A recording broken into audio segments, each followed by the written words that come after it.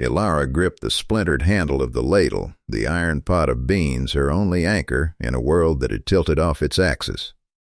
She was 20, a widow, and now she was the cook for 20 rough men driving 2,000 head of longhorn cattle north from Texas. It was the only work a woman like her could find. A woman with no family left to take her in, no land to her name, and a face too plain to attract a second husband. The first had been a kindness, a brief shelter before consumption took him and left her with nothing but his name and a dress worn thin at the elbows. So she cooked. She rose before the sun bled color into the sky, her hands raw from kneading sourdough in the chill morning air. She wrestled with the heavy Dutch ovens, her face perpetually smudged with soot. She served slabs of bacon and poured rivers of black coffee into tin cups held by hands that were calloused, dirty, and sometimes cruel. The men called her Cookie, or sometimes just the woman. They rarely used her name. To them, she was a function, a pair of hands that turned flour and salt pork into fuel. She existed in the periphery of their world, a silent, necessary shadow by the chuck wagon. She preferred it that way. Silence was a shield. Anonymity was armor. She kept her eyes down, her voice low, and her heart locked away in a place so deep the dust of the trail could never reach it. The trail boss was Silas Blackwood.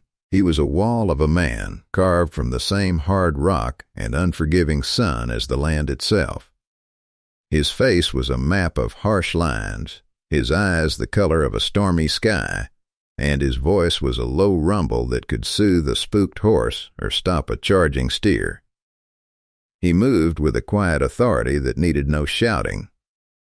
The men, even the meanest of them, respected him, feared him a little. He had hired her in dusty San Angelo, his gaze sweeping over her once, assessing and dismissive. He had not asked about her husband. He had not offered condolences. "Can you cook for 20 men from here to Kansas?" he had asked. His voice was rough, like dry wood. "I can," she had answered, her own voice barely a whisper. "The work is hard.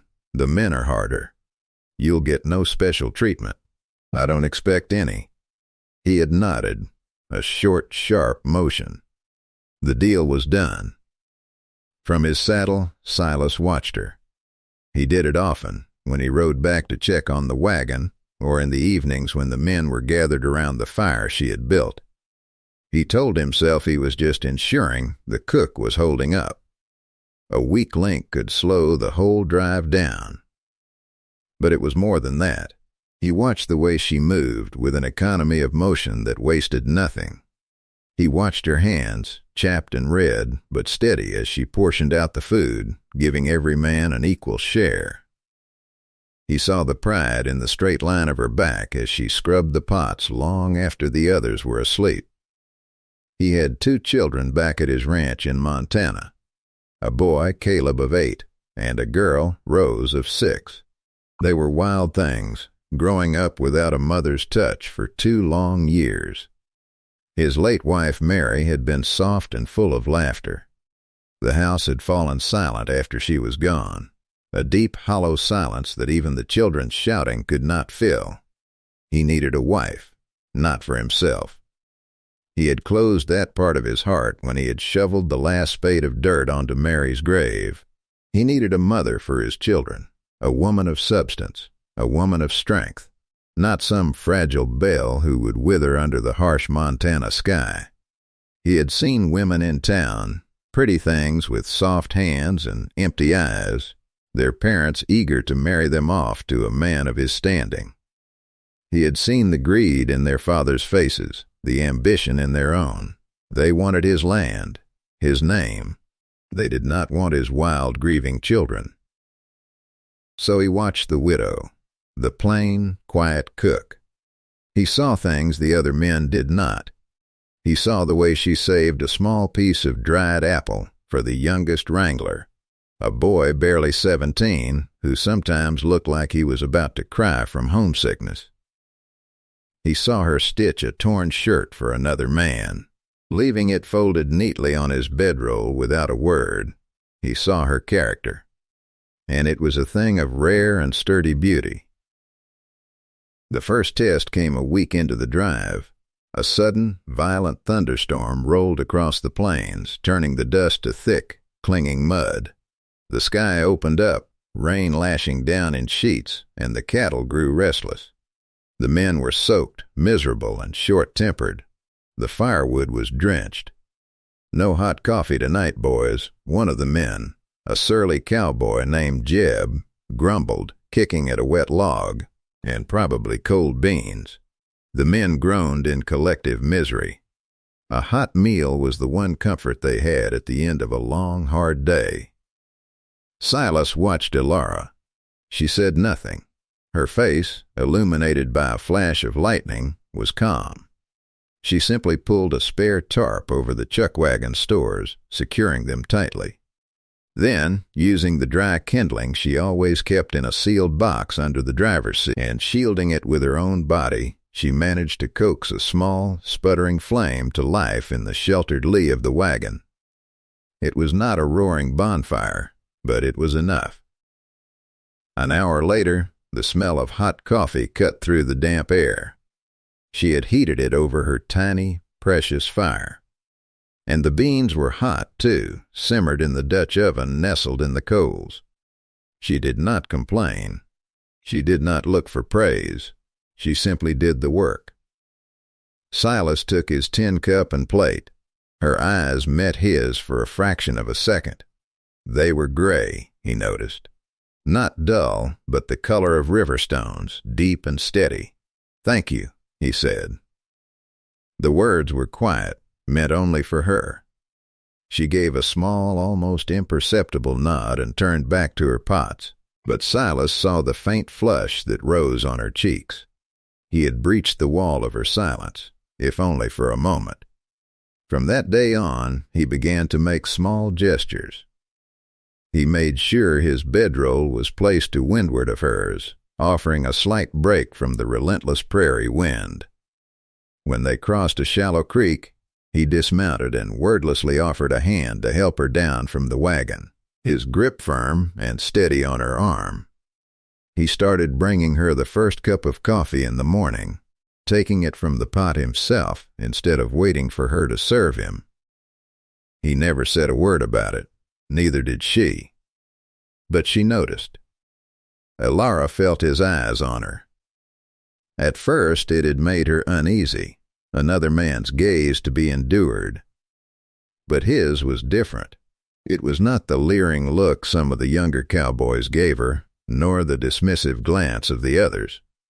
It was watchful, appraising, but there was something else in it too, something that looked like respect. It was a foreign feeling. She started to notice things about him too, the way he always took the last watch of the night, giving his men more rest, the gentleness in his hands when he treated a calf with a broken leg, the lines of weariness around his eyes that spoke of a burden heavier than just 2,000 cattle. One evening, a quiet fell over the camp. The cattle were settled, the sky a deep star-dusted indigo. Elara was cleaning up, her movement slow with fatigue. Silas approached the fire, holding a small piece of wood and a knife. He sat on a log, not too close to her, but within the circle of light. He began to carve. She watched him from the corner of her eye. His large, calloused hands moved with surprising dexterity, peeling away thin curls of wood. He was not carving a toy or an animal, but shaping a handle. He worked in silence for a long time, the only sound the scrape of the blade and the crackle of the fire. When he was finished, he had fashioned a new, smooth handle for her largest stew pot, the old one of which was cracked and splintered. He stood, walked over to the wagon where she was working, and set it down on the tailgate beside her. He did not speak. He just met her gaze for a long moment, then turned and walked back to his bedroll. Elara picked up the handle. It was smooth and warm from his hands. It fit her palm perfectly. She ran her thumb over the flawless grain of the wood. A strange, tight feeling gathered in her chest. It had been so long since anyone had done something for her. A simple, unspoken act of kindness. She looked over at his sleeping form, a dark shape under the vast, starry sky. And for the first time in a very long time, she did not feel entirely alone. The thaw continued, slow and almost invisible, like the first hint of green after a long winter. She found herself saving him the choicest cut of meat, making sure his coffee was just the way he liked it, strong and black. She mended a tear in his heavy duster, the needle moving deftly through the thick canvas. One night, Jeb, the cowboy with the mean streak, had too much whiskey from a hidden flask. He stumbled over to the chuck wagon where Elara was packing away the last of the supplies. "Hey, Cookie," he slurred, leaning unsteadily against the wagon wheel. "You're a lonely woman out here, ain't you? A pretty little widow like you." Elara ignored him, her back stiffening. He reached out and grabbed her arm. "Don't be like that. I'm just being friendly."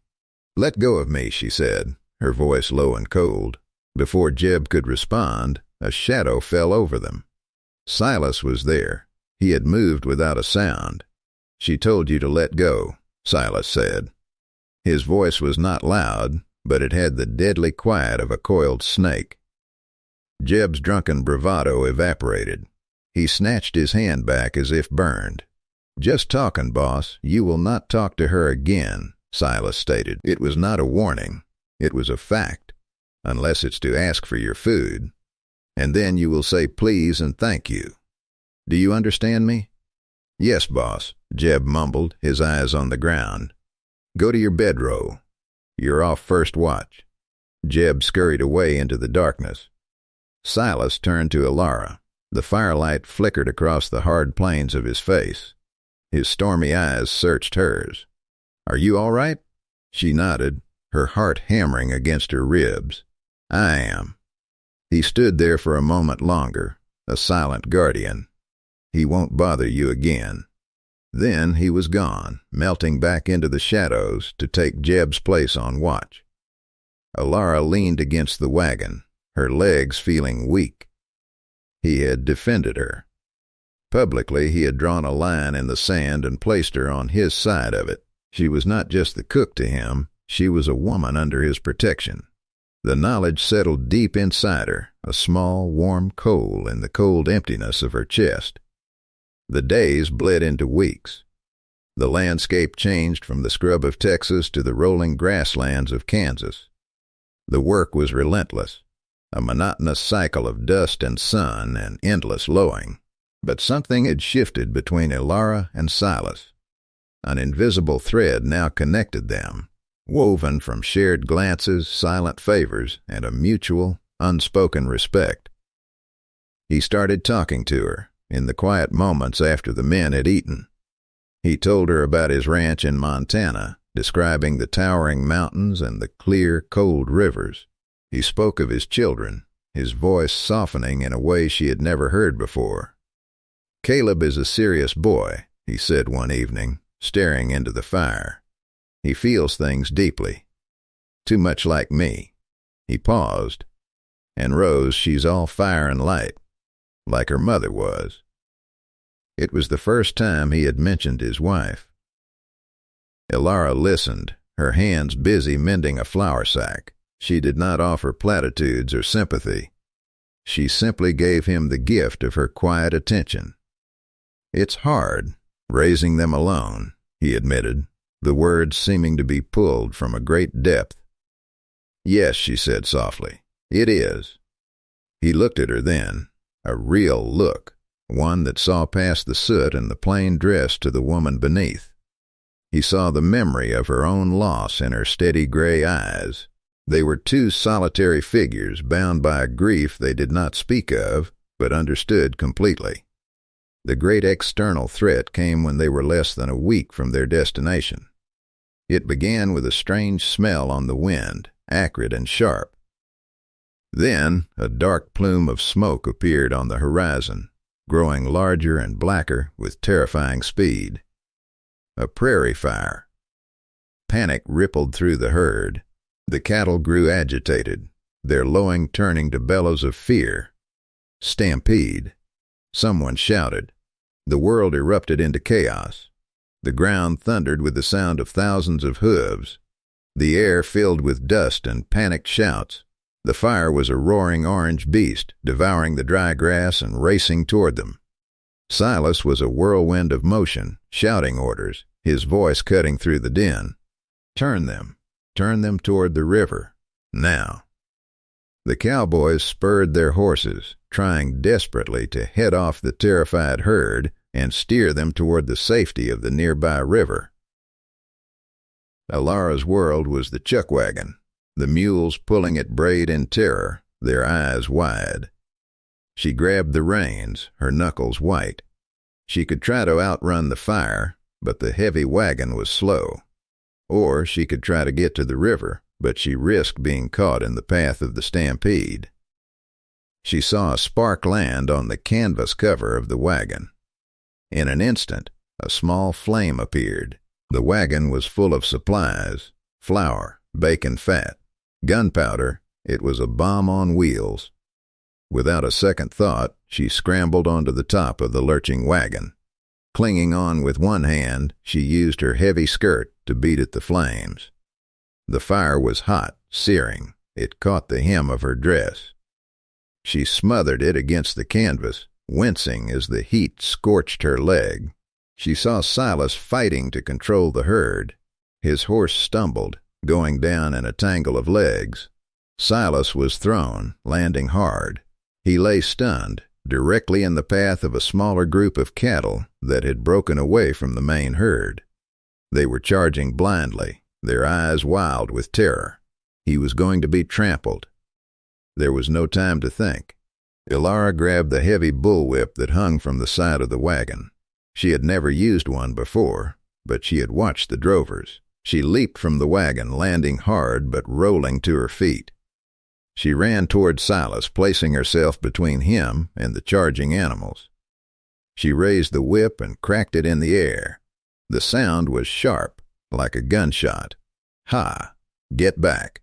She screamed, her voice raw. The lead steer, surprised by the sudden noise and the small, fierce figure in its path, hesitated. It veered to the side. The others followed, splitting around her and the fallen man.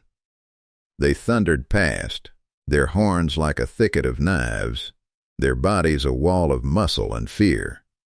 Dust and pebbles kicked up, stinging her face. And then they were gone. Silence descended, broken only by the roar of the distant fire and the pounding of her own heart. Silas pushed himself up on his elbows, his head ringing. He had seen it all. He had seen her on the wagon, beating out the fire. He had seen her jump down. He had seen her stand before 2 tons of stampeding beef to save his life. She stood there, trembling, the whip hanging limply from her hand. Her face was black with soot, her dress was singed, and there was a wild, courageous light in her eyes. He had never seen anything more beautiful in his entire life. He got to his feet, his body aching, and walked toward her. He stopped in front of her, looking down at the small, fierce woman who had just saved him. The respect he felt for her transformed in that moment, crystallizing into something deep, powerful, and undeniable. It was admiration. It was awe. It was love. He reached out and gently took the whip from her hand. His fingers brushed hers. "Elara," he said, using her name. It sounded like a prayer. Her composure finally broke. A shudder ran through her. He placed a hand on her shoulder, his touch steady and grounding. "You're safe," he said, his voice thick with an emotion she couldn't name. The rest of the cowboys managed to push the herd into the river, where the fire could not reach them. The danger had passed. The aftermath was a scene of quiet devastation. The prairie was a blackened, smoking ruin. The men were exhausted, their faces grim. But they were alive. The herd was mostly intact, and the chuck wagon, thanks to Ilara, was safe. That night, the camp was subdued. It was the last night of the drive. Tomorrow, they would reach Abilene. The men spoke in low murmurs, their usual boisterous energy gone, replaced by a weary gratitude. Ilara tended to Silas's bruised ribs, her touch gentle as she applied a salve. They worked in the intimate quiet of the firelight, the rest of the camp a blur around them. "I didn't expect this," he said, his voice low. He wasn't talking about the fire. "The trail is full of surprises," she replied, her eyes focused on her task. "You are full of surprises, Ilara," he corrected softly. She finished her work and made to pull away, but he caught her hand. His grip was gentle. He held it, turning it over to look at her palm, calloused and scarred from her work. "Tomorrow, these men will be paid," he said. "They will go their separate ways. And you will be free to go yours." Her heart gave a painful lurch. Of course. The job was over. She would take her pay and be alone again. The thought, which once would have meant safety, now felt like a desolate emptiness. "I have a ranch in Montana," he continued, his thumb tracing a line on her palm. "I have 2 children, a boy and a girl. They need a mother." Ilara's breath caught in her throat. She stared at him, unable to speak. "This journey for me, it was not just about the cattle," he confessed, his gaze intense and unwavering. "I was looking for someone, a woman of strength, of character, of kindness, a woman who would not break." He paused, his stormy eyes holding hers. "I found her." I don't understand," she whispered. "I am asking you to marry me, Ilara, to come home with me, to be my wife, and a mother to my children." It was not a declaration of love in the way the poets wrote about. It was something deeper, more real. It was a proposal built on a foundation of respect, forged in hardship and fire. It was a statement of need, of recognition. A snort of derisive laughter cut through the quiet. It was Jeb. He had been listening. Her? He sneered, loud enough for the whole camp to hear. "You're asking the cook to be your wife? The plain little mousy cook?" Every head turned. The men stared, their faces a mixture of shock and cruel amusement. Ilara felt a hot flush of shame creep up her neck. She tried to pull her hand from Silas's, to shrink back into the shadows where she belonged. He did not let her go. His grip tightened, a silent message of reassurance. He stood up, pulling her gently to her feet beside him. He did not look at Jeb. He looked at all of his men, his gaze sweeping over them, cold and hard as granite. The public stage was the flickering circle of the last campfire. "This woman," Silas began, his voice ringing with a power that commanded absolute silence, "is named Ilara. And you will use her name when you speak of her." He let that sink in. "You call her the cook," he went on, his voice low and fierce. "I have watched her for 2 months. I watched her work from before sunrise to after midnight without a single word of complaint. I watched her give every man here an equal share, even when some of you didn't deserve it. I watched her manage our supplies with a wisdom that saved us more than once." He looked directly at Jeb. "I watched her face down your drunken foolishness with a dignity you will never possess." His gaze moved back to the other men. "And today," he said, his voice rising, "I watched her save this entire drive. I watched her beat back a fire on a wagon full of gunpowder with her own skirt. And then I watched her stand, alone, with nothing but a whip in her hand. Between me and a stampede. He paused, his hand still holding Alara's tightly. She is not plain. She is forged from iron and courage. She is not a mousy cook. She is the strongest person I have ever known. She is more of a woman than any of you will ever have the honor of meeting. The silence was absolute. The men stared, their mockery gone, replaced by a dawning, grudging respect. They had seen it too, they just hadn't understood what they were looking at. "She will be my wife," Silas declared, his voice softening as he turned his gaze to Alara. "She will be the lady of my ranch, and she will be the mother of my children, and any man who shows her anything less than the utmost respect will answer directly to me." He looked back at the assembled crew. "Do I make myself clear?" A chorus of yes, boss, and respectful nods rippled through the men. Jeb stared at his boots, his face red with shame. The community of their small, temporary world had passed its judgment. They had validated her. Silas turned his full attention back to Alara. The firelight danced in his eyes, and for the first time, she saw not a stoic trail boss, but a man whose heart was as vast and untamed as the land he called home, and he was offering her a place in it. "I am not asking you to be a servant, Alara," he said, his voice now gentle, for her alone. "I am asking you to be my partner, to build a life with me, to bring the light back to my home." He hesitated, a vulnerability creeping into his tone that she had never heard before. "I need you." No one had ever needed her. Not really. She had been a convenience, a duty, a temporary solution. But this man, this strong, honorable, powerful man, was looking at her as if she were the answer to a prayer he had been afraid to speak aloud. Tears welled in her eyes, but she did not let them fall. She stood a little taller. "Yes," she said, her voice clear and steady. "Yes, Silas, I will." A slow smile spread across his face, transforming his harsh features. It was like watching the sun rise over the mountains. He raised her hand to his lips and pressed a gentle, reverent kiss to her knuckles. It was a promise, a beginning. The journey to Montana was different.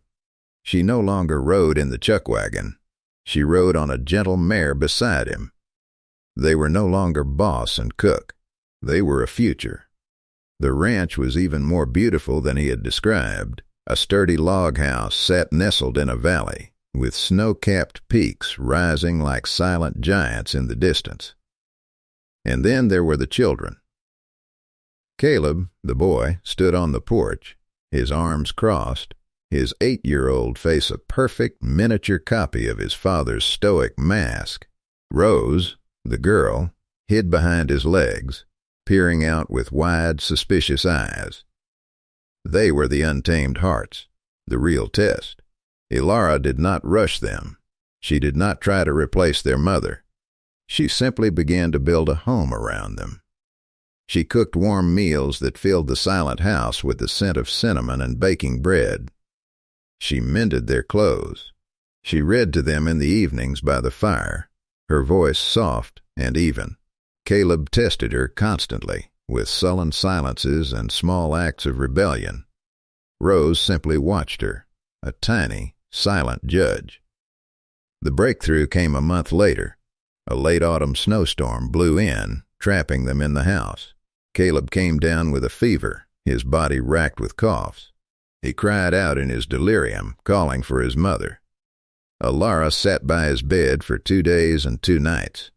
She bathed his forehead with cool water. She spooned broth between his lips.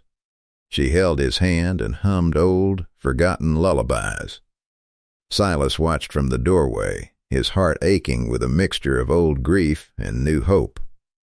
On the 3rd morning, the fever broke. Caleb woke, his eyes clear. He looked at Alara, who was asleep in the chair beside his bed, her head slumped in exhaustion. He reached out a small hand and touched her arm. She woke with a start. "I'm thirsty," he whispered. She gave him a small, tired smile and fetched him a cup of water, holding it while he drank. Later that day, Rose approached Ilara as she sat knitting by the fire. The little girl held out a small, clumsily made doll of yarn. She placed it in Ilara's lap.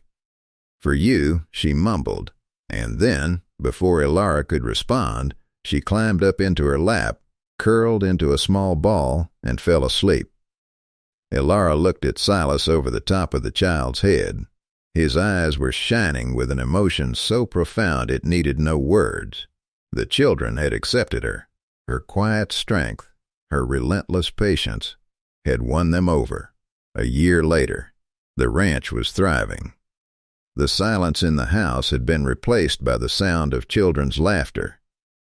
Ilara stood on the porch, watching the sunset paint the mountains in hues of rose and gold.